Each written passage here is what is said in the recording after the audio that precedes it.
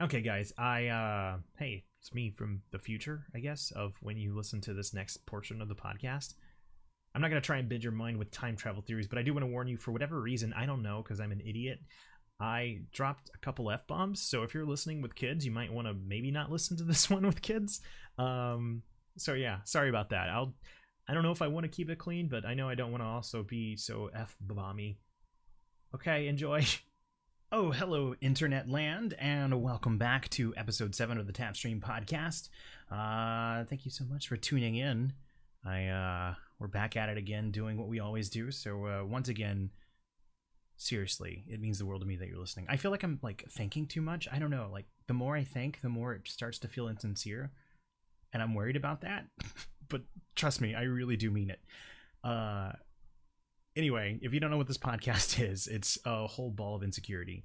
But on top of that, it's usually just kind of update on what I've been watching, what I've been playing, and stream updates. So for those that are new and want to know what this is, if this is your first time listening, my name is Trey. I stream under the account TheTapStream over on Mixer.com. So it's just a fun little audio diary as I'm still figuring out what the shape of this show is.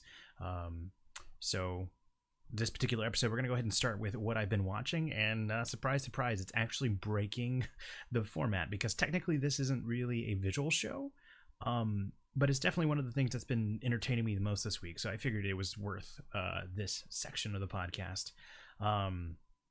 There is another podcast that I have just been devouring this week called The Adventure Zone, and I am utterly blown away by it. One of the most, I think, common type of podcast I've heard out of all my years of listening is a group of people who sit down to do a D&D campaign, and they podcast every episode. And it's rare for me to find one that I want, because a lot of times it feels like the people that are making it, their passion is more in the D&D side of things rather than audio and producing a show. So those first episodes are always really hard when it comes to like the audio quality and making sure that everything's running smoothly. So it's rare for me to find one that's good. Luckily, I have a friend by the name of Hrothmar who recommended to me the Adventure Zone podcast, and the way that he sold me was that the audio in this podcast was top notch from the get-go, because these are online content creators who have been doing stuff forever, and out the gate, the Adventure Zone is amazing. So again, I'm explaining this like you might not know what it is. I'm probably late to the party, because this is a podcast that has started like in 2014 and is still ongoing. It's the McElroy brothers, Griffin, Justin, Travis, and their father Clint. They sit down bi-weekly to do an episode of their D&D campaign, and it is just spectacular.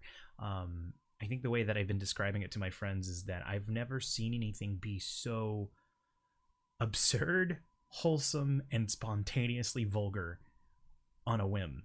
And it's just this perfect combination of flipping between those natures that just makes it great.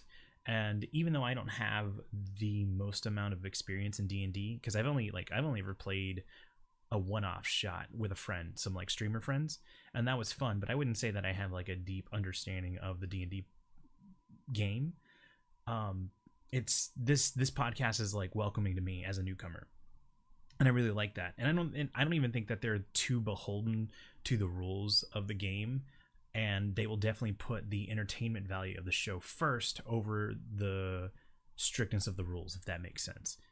So yeah, that's what I've been watching. I'm on episode 7, which I believe is the 3rd episode of the 2nd chapter of their overall campaign. And again, I cannot recommend this enough, because it has been exciting to listen to. So yeah, that'll be it. I didn't get to go see a movie this week. I didn't watch anything on Netflix. Well, I take that back. I did watch Doctor Strange again today, but I mean, that movie, wow, did that come out in 2014? When did that come out? It's been a while now. I don't think that's true. And Demanak, Steven, if you're listening, I know you'll correct me, and I appreciate you. Which, by the way, another wonderful podcaster, Super Mega Turbo Crash Bros. You should check it out. Great people. I'm sure I'll link it in the description so you can find it too. Regardless, I watched Doctor Strange, and it was really interesting getting to see that now living in a post Avengers Infinity War world.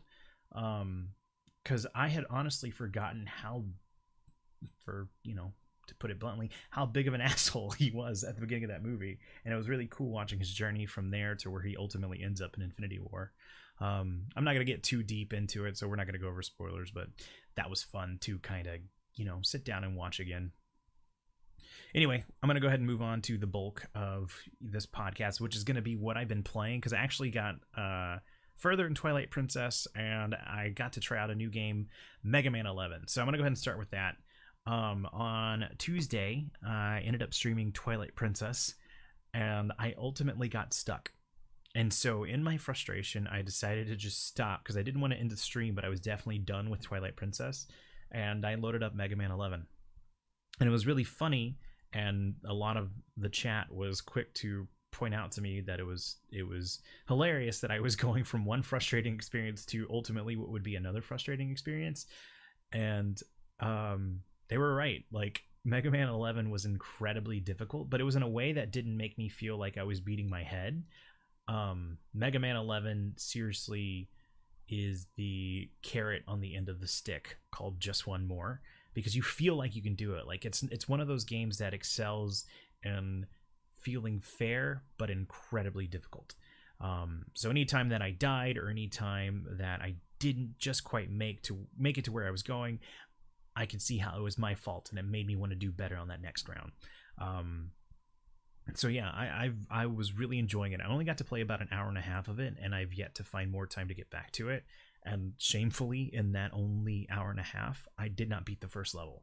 But I'm okay with admitting this, because a good friend of mine, Big Green Bomb, who is a Mega Man fanatic, even mentioned that he couldn't get through it. So this being one of my first Mega Man experiences, or at least one that I've dedicated enough time to, I was okay with it. And yeah, I mean, the game looks incredibly gorgeous.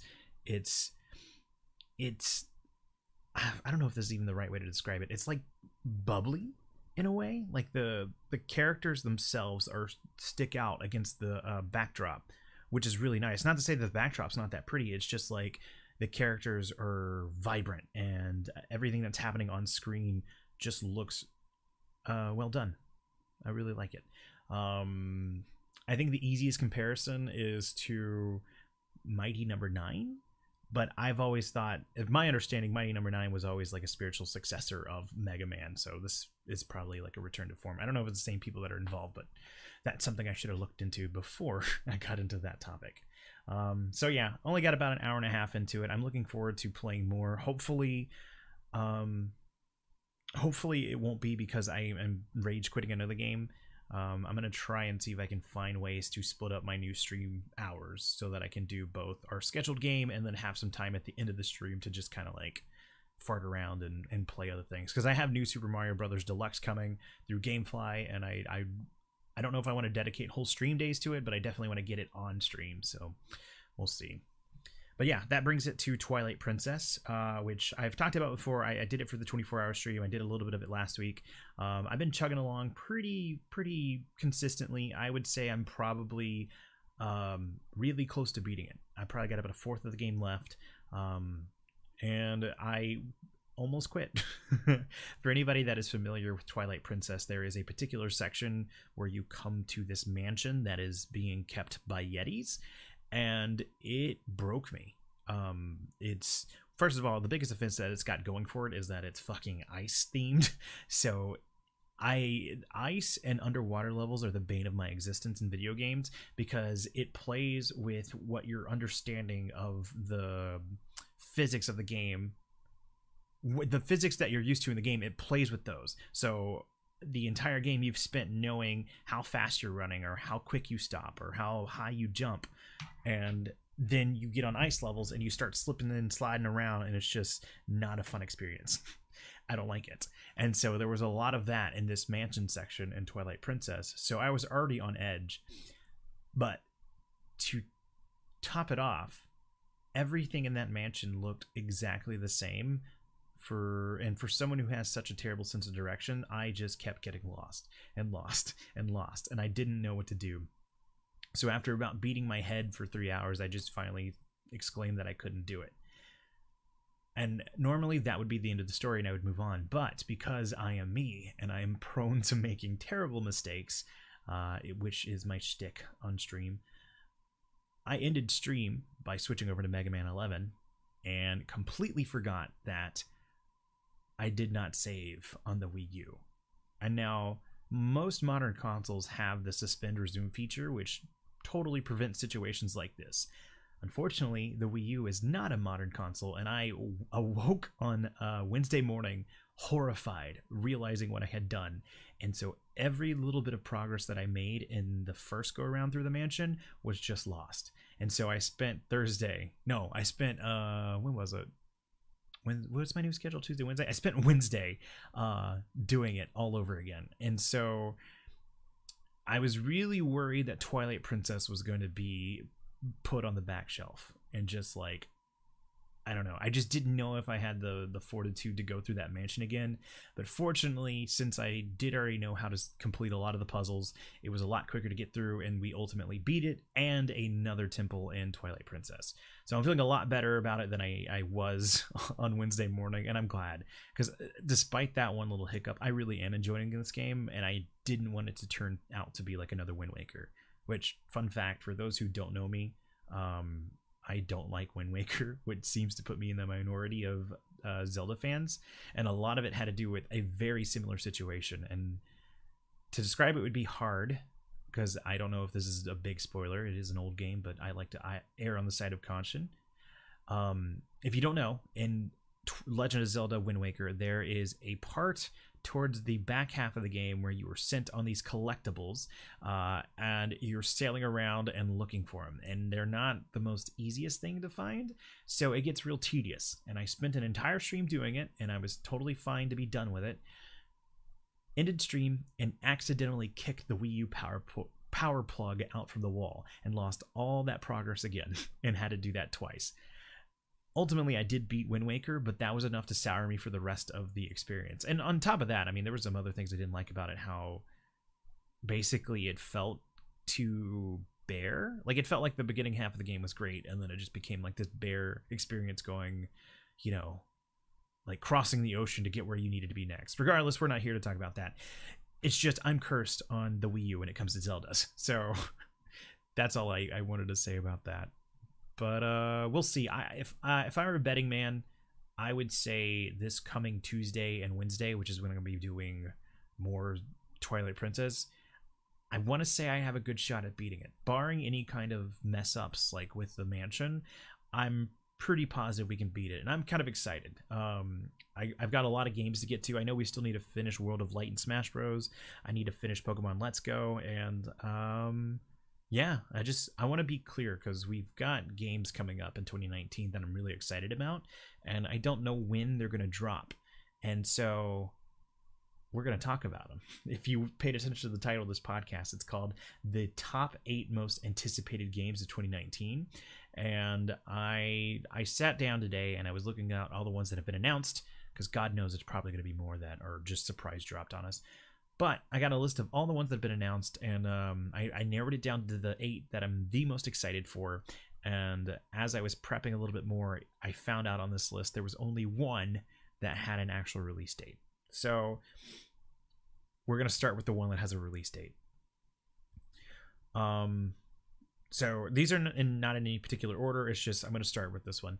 Yoshi's Crafted World comes out on March 29th, 2019. It is a Yoshi's game for the Nintendo Switch, and it has like this Woolly World-esque look to it, but not just limited to everything being made of wool and yarn, you know? It's kind of like got a craft book feel to it, and it looks incredibly adorable, as Yoshi games tend to be. And I loved Woolly's World enough to just be excited for this one. I think one of the things that made Woolly World so special is that it nailed co-op platformers in a way that I don't think any other game has done before. Like even Donkey Kong or New Super Mario Brothers, like it always felt like co-op in that game was a hindrance to each other. But in Yoshi's Woolly World, the co-op felt really nice. Mainly because the way that you could interact with the second player felt more than just bumping into each other. Because I remember you could, like, given Yoshi's tongue ability, you could eat the other player and shoot them as an egg to get to other platforms and do all these platforming co-op tricks, and it was nice. If that carries over into Crafted World, I'm going to be really excited for it. Now, that all depends on whether or not Yoshi's Crafted World is going to have online co-op. I doubt it, but you never know. Maybe there'll be like a special thing where I can have a local player come play with me too. But yeah, I think they're called friends, you lonely fuck. No, I'm just excited for it. I mean, I tweeted about it earlier this week where I didn't realize how, like, I've never called myself exclusively a Nintendo streamer, but the most happiest I've been on stream is when I'm playing Nintendo games. I mean, of course, it all started with Super Mario Maker. The thing that made me realize it here lately is that I've been playing Super Smash Brothers, Twilight Princess, and Let's Go Pokemon, and it's just, they're such feel-good games. So having Yoshi's Crafted World in my arsenal will be another one that's just great to have around. All right, so that's the only one with a specific date. So we're gonna go ahead and keep the theme with Nintendo and go to the other game that I'm really excited for, and it's Luigi's Mansion 3. This game was announced last year. I want to say in November or October. Not 100% sure on that. And we don't know a lot about it. It's just, it had an announcement trailer, and that's it. I was gonna say there's not a lot of story details, but when is story pretty heavy in, you know, Mario games? But I'm excited because Luigi's Mansion was a really, really great game. I remember just playing the hell out of that when I was a kid. And then even Luigi's Mansion Dark Moon, or it's not Dark Side of the Moon. I'm gonna Google this. I don't want to be wrong 3 times in a row. Luigi's Mansion just called Dark Moon. Cool. Luigi's Mansion Dark Moon. Even that one on the 3DS was a really fun playthrough, although it was definitely geared towards being a mobile experience in the way that it was segmented. I'm hoping Luigi's Mansion 3 will be more of a return to form of the original game and feel like one cohesive experience. And I'm excited for it. So hopefully, if I had to guess, I would imagine that that's going to be probably their June, July game, somewhere around there. Because usually like September, October, November, those are like the big months for games. If I had to guess, whatever the mainline Pokemon game is going to be, the one that's actually more oriented towards the core players outside of Pokemon Let's Go, I would believe that's going to be Nintendo's big game, and possibly Metroid 4, but we'll see. So I guess this could kind of serve as like a did Trey nail it or did Trey screw it kind of episode. We can look back on this and see when these games ultimately decided to come. So if I'm looking quickly here at my list, that does it for the Nintendo games. I'm going to go ahead and move to another one that's kind of thematic, not necessarily made by Nintendo, but it has the spirit of Nintendo in it. I mentioned that Super Mario Maker is one of my favorite games. Essentially, if you don't know what that game is, it was a 2D Mario creator. So essentially, you would have templates from like New Super Mario Brothers, Super Mario Brothers 3, the original Super Mario, and Super Mario World, and you could create your own level within those themes that looked like those games. And when you finished that level, you were given a level code that you could just share with other people so that they could play your level. Brilliant. And to pair that with streaming, as the streamer, where viewers would give me their level codes and I would play them on stream, and it was just this instantaneous like feedback, that game was perfect for me at that time. Now, Nintendo has not said if there's any news on a sequel or a port to the Switch, and it has just been barren waiting to see what they're going to do with it. So enter in a game called Levelhead, and I'm really, really excited about this game, so I'm going to make sure that I do this again. Levelhead. One word, no spaces. I'm so excited for this game. It is essentially what Super Mario Maker is, made from an indie developer, and it looks like it's upping the ante. So again, everything that Super Mario Maker had, where you build levels and you send it, except this one has the ability to create in co-op, which Super Mario Maker didn't. So that in itself is really cool. Now, I'm not much of a creator type, so I never really spent a lot of time in the level creators, but I'm excited to have that option for the people who did, because they have such like amazing people out there that will make these grandiose levels. Now, the thing that makes me excited about that is they give you tools in the creator to develop with co-op in mind. I hope I'm doing a good enough job of explaining this, because again, this is like an audio only experience, but we'll see. Let me know. The thing that gets me excited is, say for example, two players come up to this gap and there's a switch that activates a bridge, and if you step off the switch, the bridge is gone. So what you do is you have one player step on the switch, the other player crosses the bridge to another switch that the first player can then move away from with the bridge still remaining intact. That kind of design will make so many more possibilities for creators to send levels, and if the co-op is online play, I can see myself playing this game for a really long time. Now, the caveat is definitely the reason Super Mario Maker was so big was because of the community. Levelhead will live or die based on its community. So I'm doing what I can now to kind of like try and raise awareness for people who are also platformer fans to kind of like pay attention to this game, because I really want to see this game succeed. And so we'll see. I mean, it's why it's the number 3 on my top 8 anticipated games of 2019. Again, there's no concrete release date. The last I heard from them is that it's, soon. So we'll see. If I had to guess, I could see this game being like in a March-April window. Maybe not March, because we have Super Meat Boy Forever coming around then. They probably, given the similarity of the games, don't want to go head-to-head. So probably April-ish. But we'll end up seeing how that goes. Okay, and then from there, I'll keep this thematically with the platformers and go to Ori and the Will of the Wisps. Ori and the Blind Forest may be up there in the top 10 games I've ever played. Which I know I give my favorite game ever title to a lot of games. I'm very hyperbolic and very excitable. But if I guess I just need to sit down one day and list out the top 10 games. But I'm positive Ori and the Blind Forest would be up there. It was this beautiful Metroidvania style game where you were just traversing this like, I don't know, I was gonna say luscious, but why does that feel creepy? It was just this beautiful like painted world, and the platforming was so incredibly tight, and the way that you traversed from platform to platform, and the tools that they gave you with the I want to call it like hook shot, but it's not a hook shot, where basically you would like sling yourself off from these points or enemy projectiles or even off enemies, and then just continuously move through the level. It was great. It was a really fun time. Definitely hard, but worth the struggle if you kept at it. And it was very moving too. Trying to think of how to describe it without getting into spoilers. Oh, I don't know if the audio was picking that up. There was some screaming outside. Sorry about that.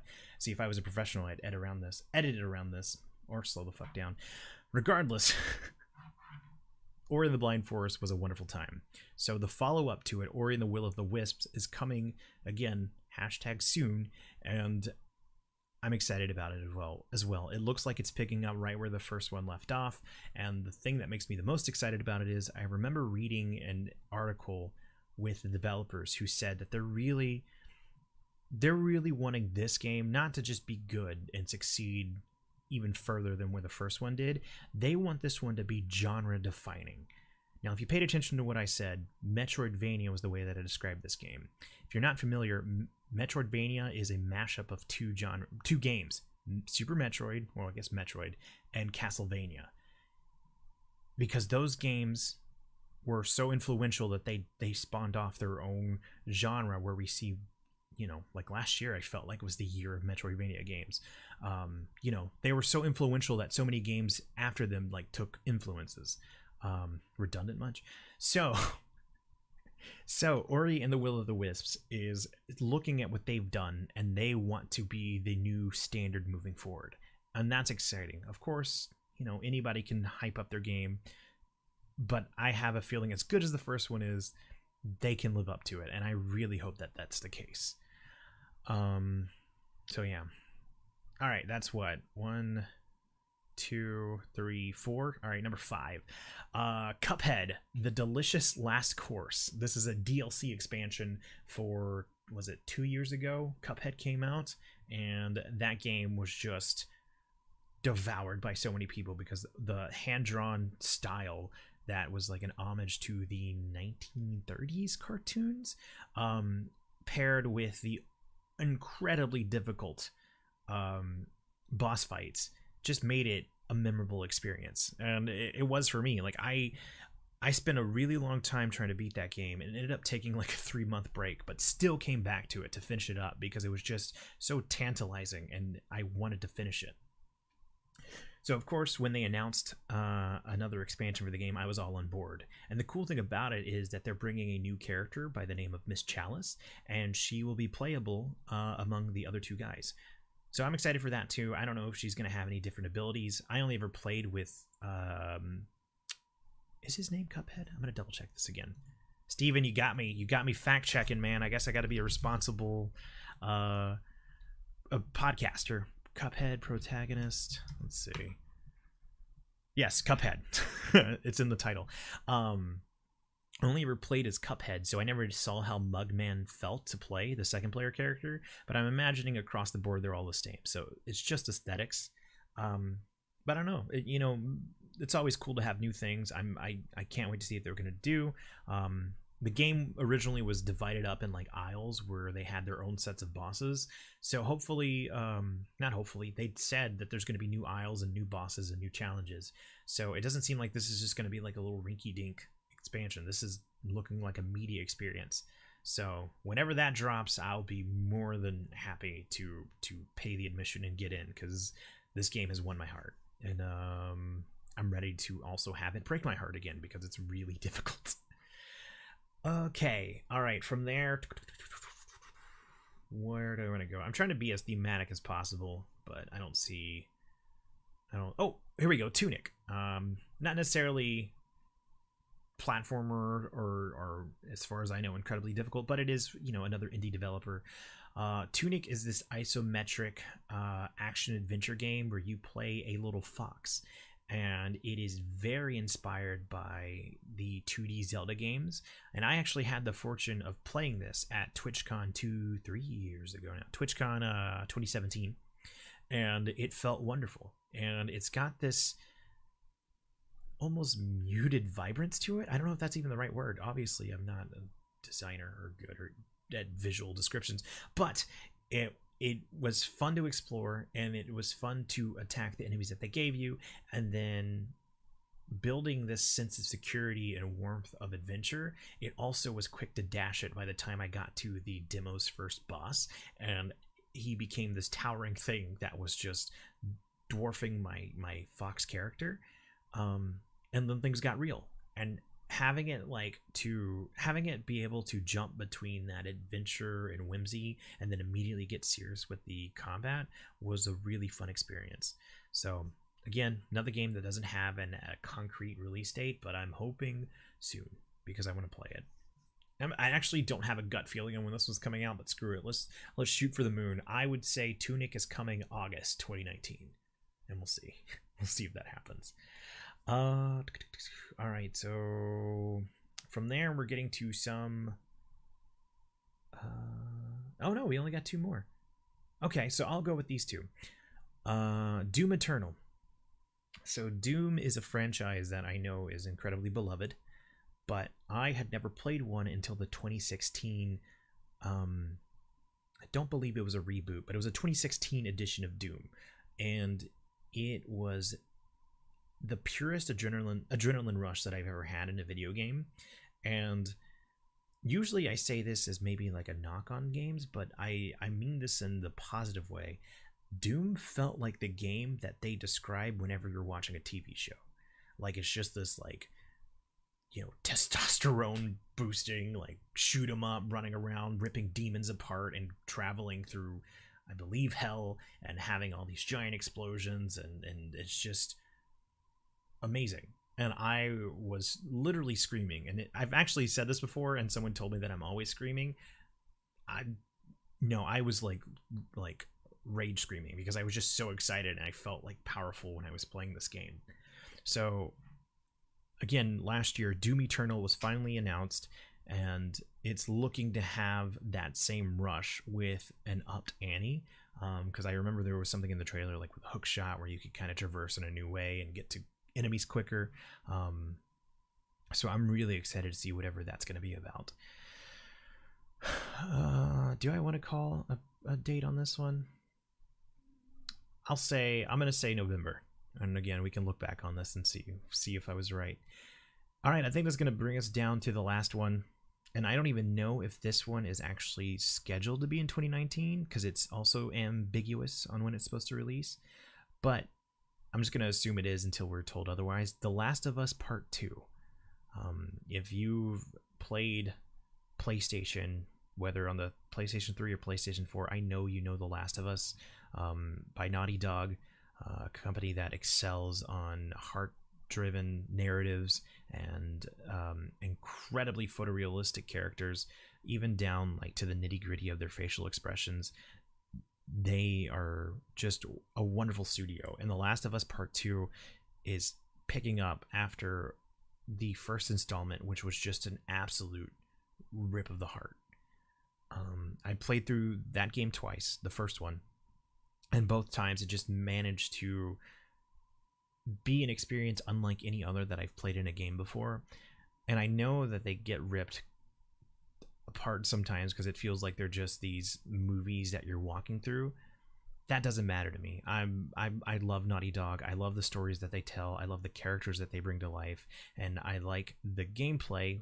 You know, whether how minimal you want to say it is, I enjoy their gameplay.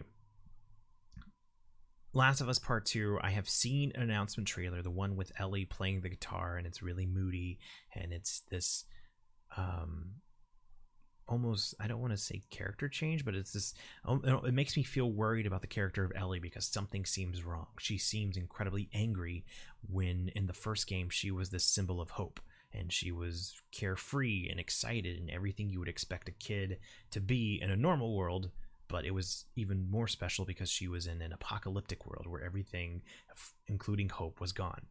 So to see that change in Ellie is alarming, and I think it's setting the precedent of how dark this game is going to get. Now, this is where I'm kind of a bad podcaster because any other person would have gone and looked up the trailer for this. I have made the conscious decision that I am not going to look up any more trailers for The Last of Us Part 2 because I know it's a game that I want to play. And so I'm not going to go look at anything else. I'm sold. I don't need to see anything else. I want my experience to be as fresh as possible when I sit down and stream it.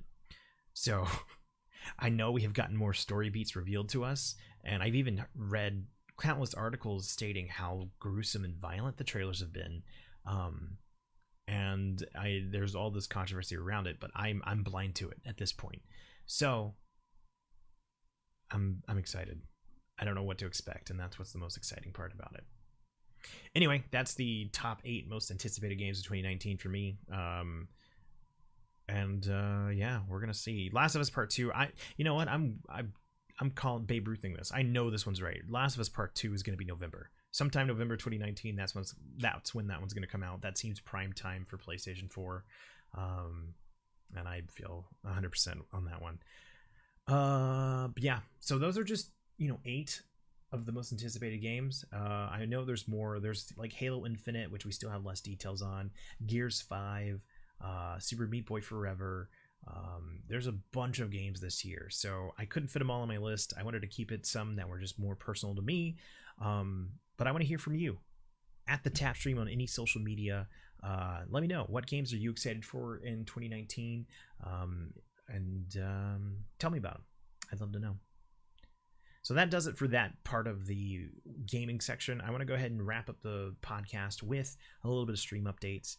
Again, if you don't know who I am, I'm Trey from TheTapStream. I stream on mixer.com/TheTapStream. I stream Tuesday through Thursday at 5:30 p.m. Central Standard Time to 10:30 p.m. Central Standard Time. I've been streaming on Mixer for about 7 or 8 months now. I could figure that out, but I don't want to stop. And I hit a milestone this past week. I crossed the 1,000 follower mark, and that's a really good feeling. I know numbers are always like a weird thing to talk about among content creators. I guess because it's like gaudy or whatever. And I personally stray away from it too, because I know what I'm going for is more than just numbers. Like for me, it's always the community feel that I'm striving for. So eventually numbers become numbers. I feel like I'm digging myself in a hole. What I'm trying to say is this milestone is still pretty cool to me. I don't know how many people know this, but back when I was still on Twitch, I had a personal account that we were streaming from. And I remember that first time that we hit 50 follows, and I was over the moon because at the time, like, I didn't know what I was doing. I didn't think anybody was going to watch, and hitting those 50 follows was special to me. And then, of course, as I started getting more serious about it, I thought, okay, well, my personal name is not marketable. We need to come up with a name that is something that's bigger than me, something that will last, and something that we can really build around. And so, of course, TheTapStream is what we ended up coming with.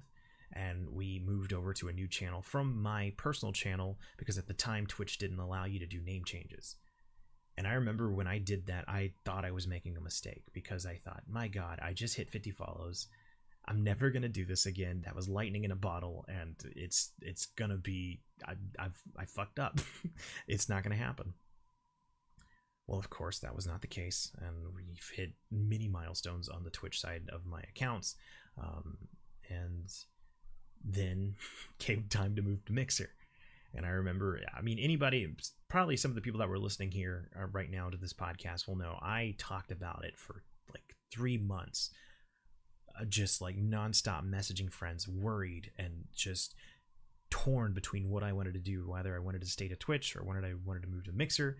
And I just kept having that same debate again. Am I making a mistake? Am I throwing away everything that I had on Twitch to try and follow this hunch that I have with Mixer? Is it even going to take off? Is the Mixer community going to be something that am I going to be something that the Mixer community wants? So of course, here we are at the 1,000 follower milestone, and it's a good feeling. I don't know, it makes me feel better. It feels like this is number 50 all over again. And I'm so thankful to have everybody that watches, everybody that tunes in, because that's what that number ultimately represents, is the people around me. And so to have that milestone finally checked off, I'm happy. I feel like I'm talking in circles, so I'll just leave it at there. I'm happy, and thank you for that, because it's a two-way street. I don't hit 1,000 followers with everybody that tunes in, and not only just the stream, but the people that are listening to this and the people that are sharing it and whatnot. So thank you from the bottom of my heart. So another new thing, I guess I should have ended on that because that was a fucking mic drop, right? I have 2 more things to talk about. I do want to say, since this is the first week that we are fully into the new stream schedule, we are fully into the new stream schedule: Tuesday, Wednesday, Thursday, 5:30 p.m. Central Standard Time. It's about 5 hours of streaming, and I am liking it. It is a bit of an adjustment. Today I'm recording this at, well, technically Sunday, 12:30 a.m., but it was weird not streaming Friday or Saturday, and it's going to be weird not streaming Sunday or Monday. But I am enjoying having focused streams. Not that I was ever unfocused, but it's nice to know that I have this like buildup of expectation for those 3 days, which actually, funny enough, this past Thursday I would probably say I did not live up to that expectation, because for whatever reason I got really tired. Regardless, whatever, not the point. I'm liking it, and it's really fun, and it seems to be working. Again, numbers are gaudy, but I have noticed an uptick in the average concurrent viewers, and a lot of that has to do with the wonderful supportive people on Mixer who have been hosting me after their streams due to my new time slot, a lot of which happen to be the Variety Pack stream team. Shameless plug. A team that I'm super proud to be a part of. Mixer.com/varietypack/team. Mixer.com/team/varietypack. So if any of you are listening, thank you. That means the world to me that you are sharing your communities with me. I know that is not something that people do lightly, and it is an honor that you trust me with that. So thank you for making the new schedule work and making me feel comfortable. And then finally, the second thing. So if you listen to the last episode, I talked about how I disassembled my entire stream setup, and I got a new stand where it was two landscape monitors stacked on top of each other, and my stream cam in the middle of that, so that I could keep my chat window above the webcam, so I could make contact easier with people when I'm talking on stream. That is a huge adjustment. I haven't even gone back and watched the VODs yet because I've honestly been kind of scared. I feel like I'm staring directly into people's souls. Like I'm not used to looking at the camera for that long. So yeah, that's been an adjustment. I don't know if I like it or if it's just going to take time, but ultimately we will see. I think that'll about do it. I think that does it. Seriously, thank you all for listening. This is the longest episode I've done so far. Imagine what happens when you actually sit down and plan out an episode, right? Right? And it wasn't even that much planning. All I did was just Google 2019 games. God, I really need to figure out something to do with this. But until then, thank you for listening. Thank you for sharing. If you did enjoy this, don't forget to like, comment, star, subscribe, whatever it is you do on your podcast platform of choice. It would mean the world to me if you do it. It helps with the ratings. It pushes me up so people can see the stream. And stream, podcast, never mind. Don't rate it. Just 1 star it. But if you enjoyed me personally, at TheTapStream on Twitter, Instagram, Facebook, YouTube, I'm on all the social medias doing all the social things, posting updates and clips of the stream so you can get a bite-sized idea of what I do on mixer.com/TheTapStream, where I stream on Tuesday, Wednesday, Thursday. I also have a website, TheTapStream.com, which is currently still under renovations, but it has a blog update and a Discord link if you'd like to join this amazing community. So just look to the menu bar, you'll find the Discord link. It'll give you a link so you can automatically join, and we'd love to have you. Now, I'm going to end the stream with this. I'm going to end the podcast with this. I always ask people what's been the highlight of their day, so we're going to take this weekly podcast and ask what's been the highlight of your week. If I had to pick a specific moment, I believe the highlight of my week would be the 1,000 followers on Mixer. Like I said, it's not because of the number, but because of the people that number represents. And so, yeah, I've been doing this for 3 years, and to have that kind of support for this long is incredible to me. So, thank you. But you, tell me your highlight. What is the highlight of your week? At me on any social media platform and use the hashtag TheTapStreamHighlight. Even if you want to comment it down below here if you're watching on the YouTube side of things, and I'll check it out. Till next time, I love your faces. Thank you for listening to this episode, and I'll see you around. Keep celebrating.